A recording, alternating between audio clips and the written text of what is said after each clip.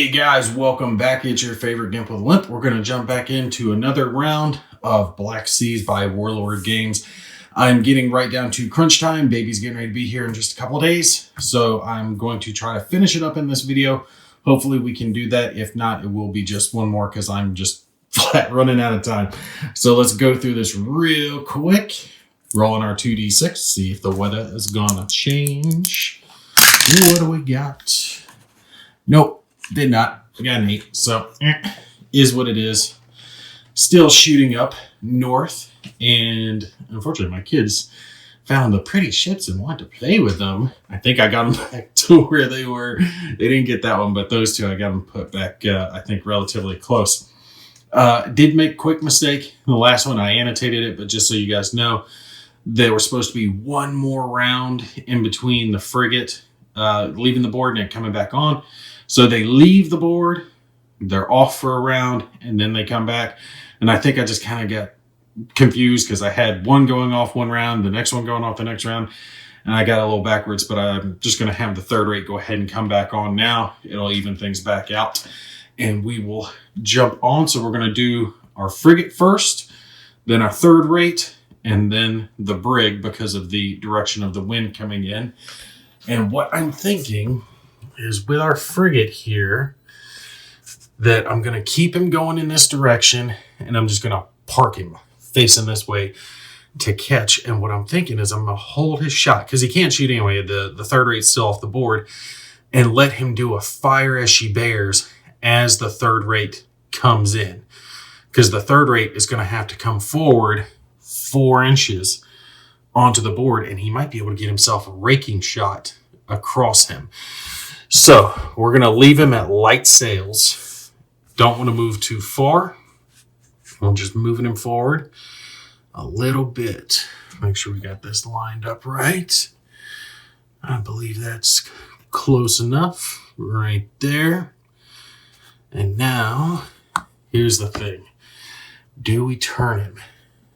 Because, yeah, we're going to turn him just a little bit. Turn him into the wind. That's all right. He might end up having to drop sails. All right, because the wind's coming in this way, and I'm wanting to try to keep it as close as I can to hitting the side. So we'll leave him there, and he's going to wait to take a shot. Remember, we're doing a fire she bears, which is going to get him a -2 on his shots, but is his best chance to do some damage to this third rate. And unfortunately, the third rate can only come on at light sails. So he's not going to be able to do 2 moves. He's only going to be able to do a single move as he comes back onto the board. And I'm going to turn him a little bit this way. See if we can get it, because I got to have him up against the edge of the board. And he's only going to have 4 inches. Where do I want to go? Well, I'll let the frigate turn, so we're going to have him up against the edge like this, coming back on. And we'll have him turn a little bit at the end to see if we can get him a nice good shot, because I kind of want to get this direction. If I could get farther, I want to get him real close on someone, but that's all right. We're going to turn him forward like this.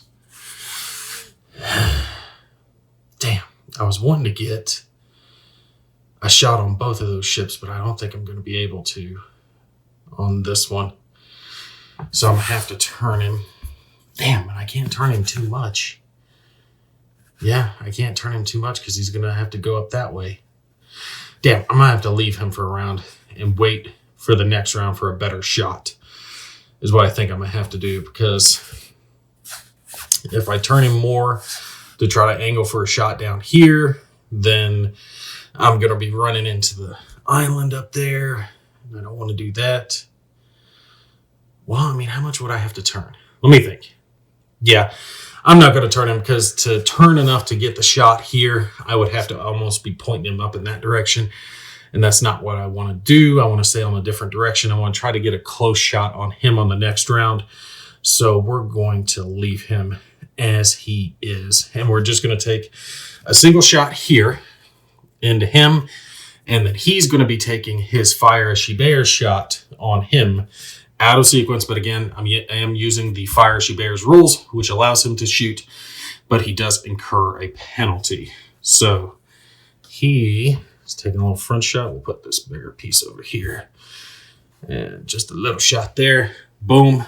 Single light cannon versus the frigate's whole broadside. All right, so for our light cannon, the only thing we're going to have is going to be the small affecting him. None of this other stuff is going to affect it. So hopefully we'll get a crit. See if we can get one on him. Come on, do a little damage to him. Every little bit helps. 7. Miss. But our frigate is taking his shot. 2 heavy cannons. Right here, single light cannon, single carronade.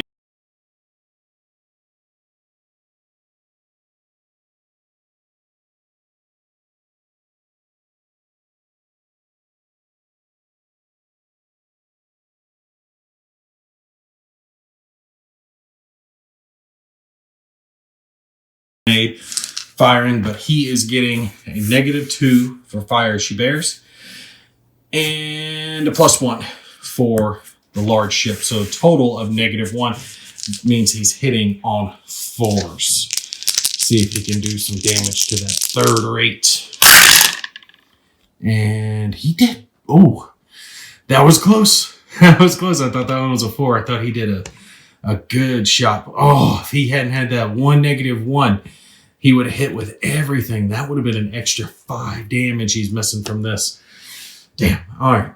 But he did get 3 damage onto him, and that drops him down to 59, actually. So chipping away every little bit helps when they're taking these shots. All right. Put that back there. And again, this is easier when you're doing it with 2 hands versus 1, so it's not as bad as I'm making it out to seem. Now, our last ship to go is going to be our brig. And he is at light sails, and I think I'm going to keep him at light sails. He might end up going off, but I want to kind of see if I can get a raking shot with him, maybe. I don't know. We're going for it. I'm keeping him at light sails. Just putting along here. And so I don't try to move that too much. I'm going to measure. Well, no, we'll put it right next to him. I should be able to do that without knocking things around too bad. Put him right there. Move him up. Perfect. All right. All right. Ooh, he's going to be gotten. He's going to be gotten on the next one. All right, so he's at light sails. The only way I can get a shot off is to turn a little bit. But if I turn, he'll be going off on the next turn, but he'll get a shot down the front, which adds +1 damage to anything it does. It's doubled from the rear. It's +1 from the front, if I remember right. But I do believe I am correct on that. So let's take and turn him. He'll end up going off the board, but that's all right. That is all right. Yeah, I already picked that up. But he's shooting down. Light sails. He'll go off the board on the next one. No big deal. Maybe there should be a penalty for that because it seems like it's too advantageous almost. He's getting himself 2 heavy cannon shots down the front, which means these heavy cannons, if they hit, will be doing 3 instead of 2 damage.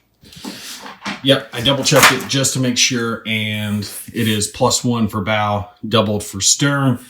So he's getting a +1 for the large, and that is the only thing that is affecting him. So he stands a good chance of actually doing a little bit of damage on this round.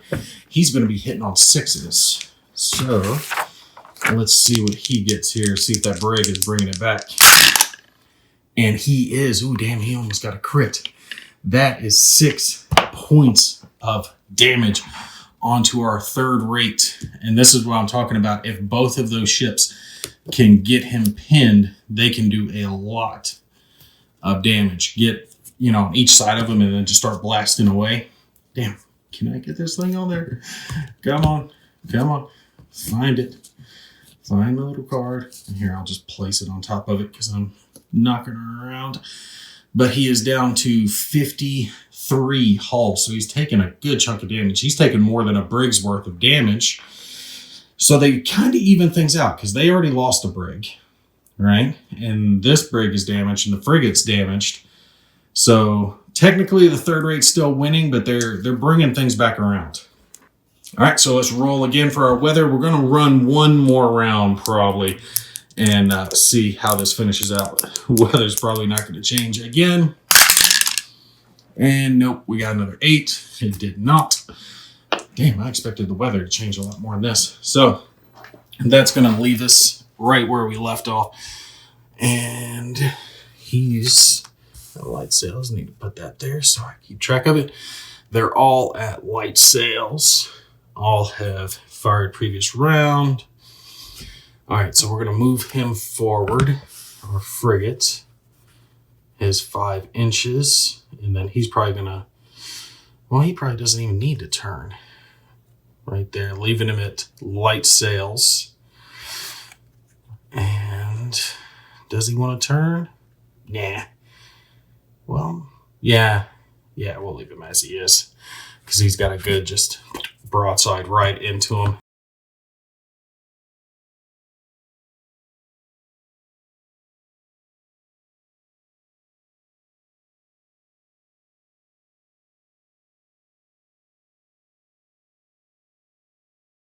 He can take his shot without a fire as she bears penalty this round. So that's perfect. And yeah, that's going to be definitely within 10 inches since this thing is 8. So see what kind of damage he can do on him this round. Again, that's going to be 2 heavy cannons, 1 light cannon, and 1 carronade. Only thing affecting him, only modifier is going to be the +1. He is not getting the -2 this time for fire she bears, which is going to make a big difference. Let's see what kind of damage he can put through. Oh, he got a crit. He got a crit, but 2 misses. So that's 1 damage and 2 damage. That's 3 total and a crit. So let's see what the crit is real quick. Roll on it. It's a 1 quarterdeck hit. The quarterdeck is the nerve center. No direction, change of direction, or level of sail may be made in the next activation without passing a skill test. Oh, well, that is all right. Because they are not changing sail. So that's not going to affect it. Oh, wait, changing direction? Yeah, okay, yeah, no change of sail. So yeah, I can still turn after that. That's fine. And then we'll mark down his 3 damage. That's going to bring him to 50 total. Ooh, they have knocked off 24 health off of the big boy. All right, now it's big boy's turn. And he can't change direction. So where's my quarterdeck hit? Marker, we'll put that on him so we remember. And he's stuck at light sails. That's fine though, because that's kind of what we want. Don't hit him. We're going to get up close on this guy and we're going to pound him real tight. Real tight. Get right up on him. All right. And then we're going to turn it hard and see if we can get ourselves a point blank shot on this guy. All right. Turn hard, baby. Turn hard. All right. Point right at him. Tell me we got the 3 inches. And yes, I'm going to give it to him because he's close. He's close on it, but I'm going to give it to him because I want to see something die here at the end. He might be short a millimeter, but we're getting real close to the end of the game anyway. And that brig's getting ready to sail off the edge of the board. So he's going to have to do a fire as he bears if he survives anyway. So we've got 3 heavy cannon, 2 light cannon, and 2 carronades. So the big gun's coming into it. Unfortunately, though, he is getting -1. And let me check just to make sure quarter deck doesn't have a modifier as well. Oh no, quarter deck has a -1. He's getting -2. So he's hitting on 3s. I don't know if we'll be able to destroy him on this one. That's all right, though. We got him close. Let's see if we can take him down. Come on, we need 1s all the way. Ooh, we got some hits. We've got... Oh, look at this. We hit with the big money. Critical, and then 2 heavy cannons. Oh, that is perfect. That is exactly what we needed. That big boy is probably going to take it. He's going to have to roll on that twice. That is 6 damage plus the 3, 9 total damage and 2 critical hits to roll on. Oh, that tears him up pretty good. That's what I wanted. Right here at the end. Was there a little D6 was tucked in there I had missed. Oh, that tears him down. All right. We put the 9 damage because I'll forget it if I don't. 9 from 16. Ooh, that is going to actually bring us down to 7. He is at 7, so he actually has to start passing skill checks just to activate at this point because they have the chance to strike their colors. And that's dependent on what criticals we get here. So our first critical is going to be 5. 5 is extra damage to structure, the ship's hull, and superstructure. Take a hammering, roll a d3, and add the result to it. Yeah, he's probably done for the day. And come on, give me a 3. It's a d3, and it is a 3. Not bad, boy. Not bad. That brings him down to a 4. He is hanging on by a thread. 1 more critical to roll for. 3. 3 is rudder. Either the helmsman's been hit or the rudder's jammed. Place a rudder token next to your ship. At the next activation, roll a d3 and roll of 1. The ship will change its direction to the full extent arc to the left. All right, so he is messed up pretty good. Where is our rudder? Hit. Sails, main mast. Here we go. Sorry about that. Tablet is activating in the back. All right, so his rudder is hit, and I think that's all the damage we have to account for. And since we are on to activating him, now we will finish out that critical that I'm just talking about. Rolling the d3. All right, so roll of a 1, ship will go full to the left. Roll of 2, ship can't take any change in direction. Roll of 3, it'll change full extent to the right at the end of each movement. Oh, this is at the end of each movement. So that doesn't matter for him anyway because he's going off the board this turn. So here's where it comes down to. Is he going to be able to shoot before he goes off the board? And that is whether or not he strikes his colors. So, skill test. He's regular, just like the rest of them, which means a d6 roll, 5 or 6 to pass. If he fails this, since he is now under his striking colors rate, his number, then he will strike his colors and he is effectively out of the game. So let's see whether or not he is getting one more shot in this match or not. He is not. He has struck his colors. That ship is effectively done for the game. So we'll just leave this little token propped up next to him to signify that. Pull this off so we know he's done.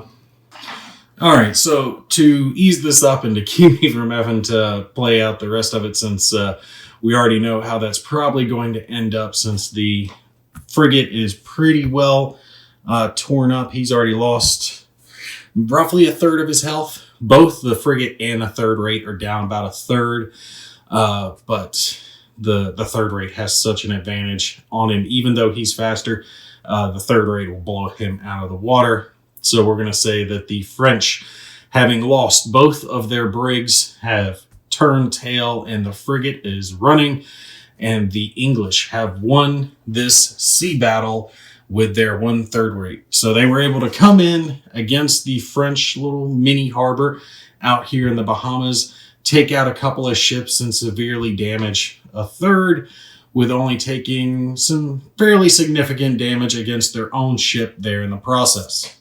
Threw down a couple of the ships here. We're going to do just a few more final thoughts about the game before I finish up this video series. Again, I am kind of rushing through this last video, but personal stuff going on in my life, so I wanted to try to get this done before I have to take the wife to the hospital. I do apologize for that. I will say this was a absolute fun series to play. I'd been looking forward to getting this game to the table for a while because I love the Age of Sail. And I think this game series is very much very easy to play as a solitaire game with the majority of the rules that you need right here. I would have liked to have seen the critical damage tables and the quick reference sheet be player aids.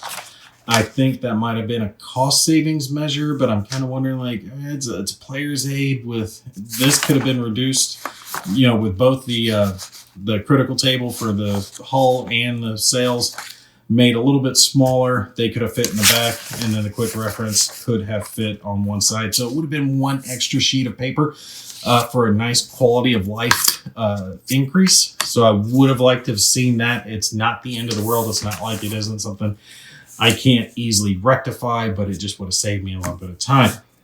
Rest of the components for the game, outstanding, perfectly fine.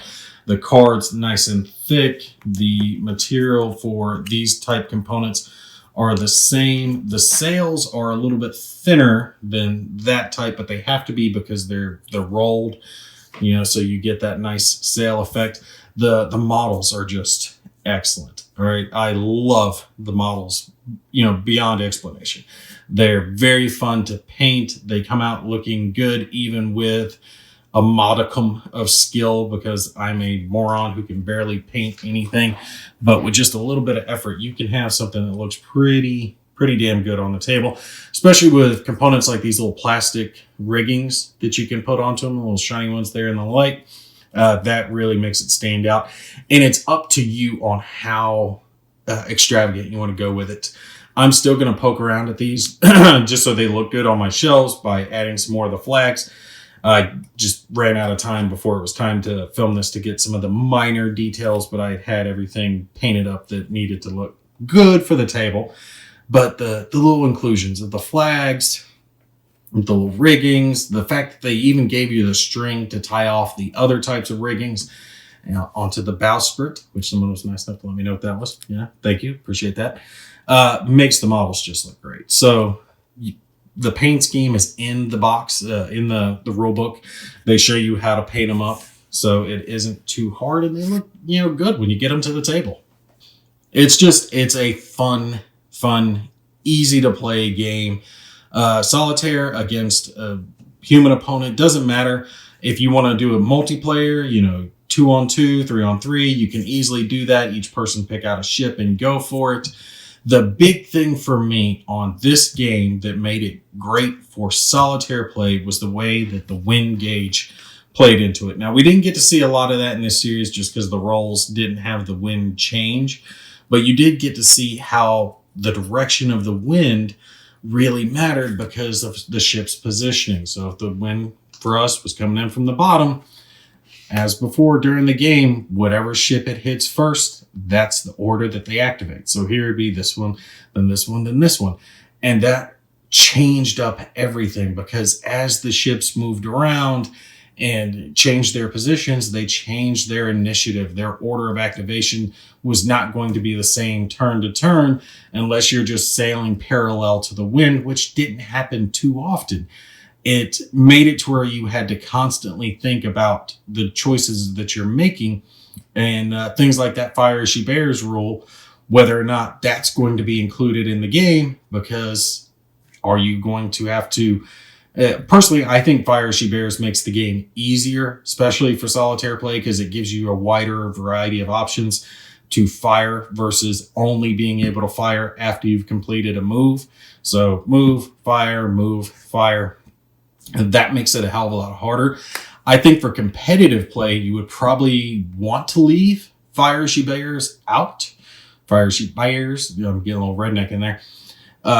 Just for the extra tactical aspect of it, because it's more of you having to envision it in your mind. Where is that ship going to end up? And that was killing me during this, because I was nowhere near as good at it with this as I was in X-Wing, right? Because I've got a lot more experience with X-Wing. Like, I thought that third rate there at the end was going to be a lot closer than it actually was. I think I gave him like 1/4 of an inch to get that double shot, but I wanted to have one where it was at under 3 inches so I could get that bonus on it. But it was funny. I just realized I didn't even give him the bonus. The bonus was here at the range. The target is within 3 inches of the gun position, and if you are at point blank range like that, you get extra damage. So I gave him the 3 inches and didn't even apply it anyway. So that's what you get when you're trying to race through the video. I apologize for that, guys. But yeah, game's fun. You can get, honestly, the core box for this game. If you're one play solitaire, you just want a little Age of Sail, something to play with there on the table, or just for you and a couple of buddies to play around with, and you're fine. It's really as in-depth as you want it to go. Kind of like their other game, Blood Red Skies. I know I've covered a lot of Warlord Games stuff. It's just kind of popped up on my radar here recently.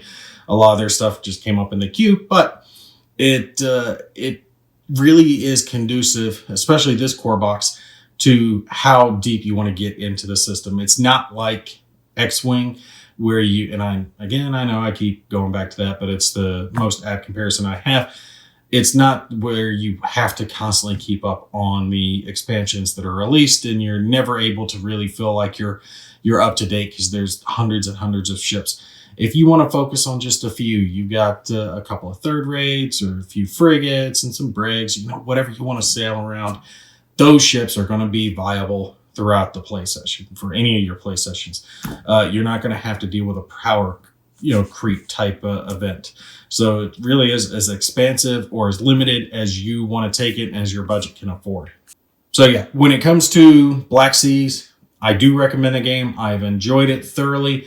If you're an Age of Sails fan, absolutely, definitely check it out. Hell, if you're even just a modeler who just likes to enjoy, building models, they're not a bad cost, not bad cost-wise when it comes to just getting some models to put together. Like the third rates, I think were rough. If I remember, is like $30, $35, I think, for 3 third rates, which are, this size ship right here, the one you guys were watching. Plenty big enough, all the little doodads and ship sailing crap on there for you to paint up. And if you're like me and hate pewter, because I just hate dealing with that metal, the third rates don't have any of that. It's all plastic. But if you want the high-end resin ones, just do make sure you keep in mind that the sails are pewter if you're like me and you just hate dealing with it. Some people don't. Some people are fine with it. Some people love metal miniatures. I just don't. It's a personal thing, not anything against them as a company. But yes, as always, I do hope you guys enjoyed this series. If you have any questions, feel free to throw it down below.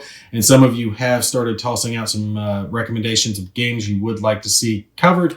I will cover them if I can have them, if I am able, if I can find it, all that good stuff. Someone did ask for Combat by Compass Games. Unfortunately, it was sold out. I was not able to get a copy of that one, and I should have gotten it because Compass Games did actually offer me to pick out a couple of games to cover and to review.